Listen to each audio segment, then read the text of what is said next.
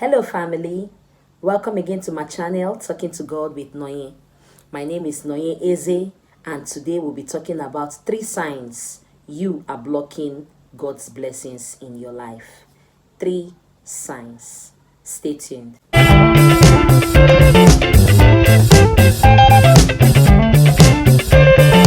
Welcome back. So let's quickly move to point number 1. 3 signs that you are blocking God's blessings in your life.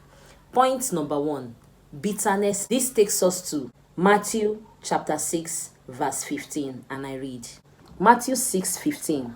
But if ye forgive not men their trespasses, neither will your Father forgive you your trespasses. Some of us are so bittered in our hearts, as though we are God. If Christ can die on the cross for us, why can't you forgive your brother? Why can't you forgive your mom? Why can't you forgive those that has offended you? You are blocking God's blessings in your life. When you have loads of bitterness, you are blocking the blessings of God in your life.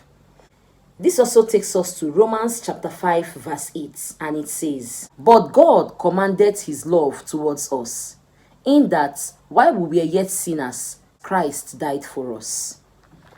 The Bible said, while we were yet sinners, Christ died for us. God sent his only begotten Son to suffer pains, agony, just because of you and I. And that little thing your friend has done to you, you feel so bitter in your heart. When you see this person, you feel like strangling this person. Take bitterness and unforgiveness off your heart. There are loads of blessings lined up for you. The Lord has kept loads of blessings in stock for you.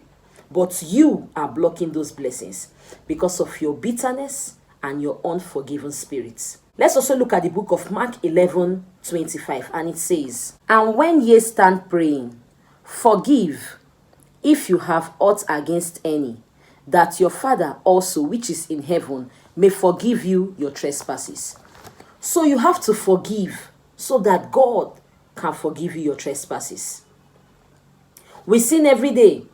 There are some things you don't know that are sin, but in the sight of God, you are offending him.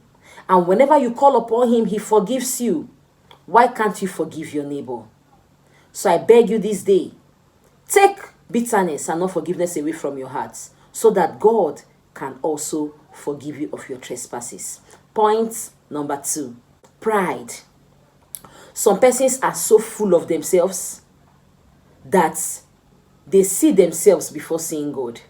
Some persons are so full of themselves that they feel they don't need God. The air you breathe is from him. That you are alive today is but for his grace. Some persons feel no need to pray. There is no point appreciating this God. They put themselves in a level where they see God as nothing. You think your life is in your hands.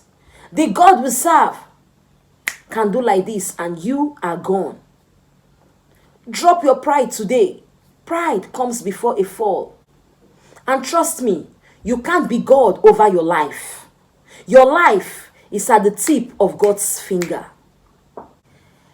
Let's see the book of Proverbs chapter 29 verse 23. And it says, A man's pride shall bring him low, but honor shall uphold the humble in spirit. Your pride can bring you low. Our God detests pride. Our God hates pride. Remember the story of King Nebuchadnezzar. Do you want to be like him? You saw how God humbled him. So your prayer this day is, God, give me the spirit of humility. Give me the spirit to be humble. Because if God does not give you that spirit of humility, if you don't receive the spirit of humility from God, and God decides to humble you, my brother, my sister, you will be nothing. You will be gone forever. You will be filled with so much depression, and your life will shatter. So this day, let us seek God first. Put God first in all you do. Swallow your pride. so that all will be well with you. Let's also see the book of Matthew chapter 23 verse 12. And it says, "And whosoever shall exalt himself shall be abased, and he that shall humble himself shall be exalted." If you exalt yourself, you will be disgraced by God. The Lord appreciates the humble. I urge you today, do not exalt yourself over God. Our God is God, and nobody can share his glory. Let's also look at the book of James chapter 4 verse 6. "But he giveth more grace, wherefore he said, God resisteth the proud, but giveth grace unto the humble." Still about humility. Still about being humble. Imagine God giving you grace to conquer all. Imagine God giving you grace because you are humble. Humility matters a lot in the sight of God.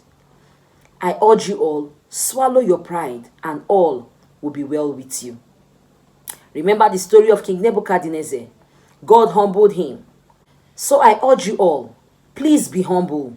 Stay humble so that you will be exalted by God. Point number 3 and the last. Selfish. Some persons are so selfish, and if you are selfish, you can't be used by God. God cannot use a selfish person. Givers prosper. The righteous are never forsaken. If you are a giver, you prosper. I gave an illustration to some persons sometime. I told them, when you open your hand to give, you receive.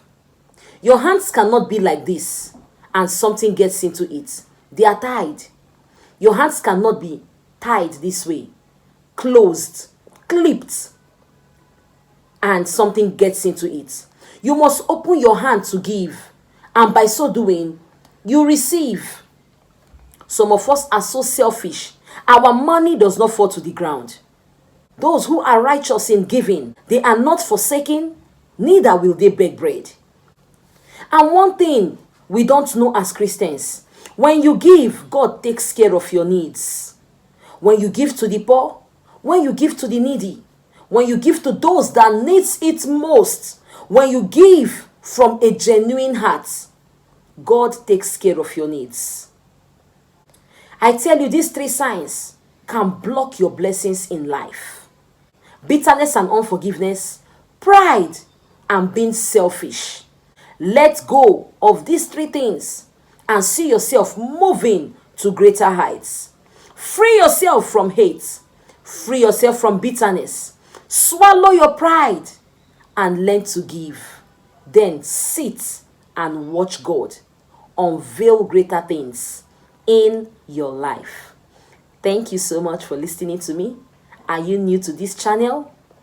Please subscribe, drop your comments, and of course share, because you could be helping someone. God bless you. Stay glued to this channel for more videos. Bye.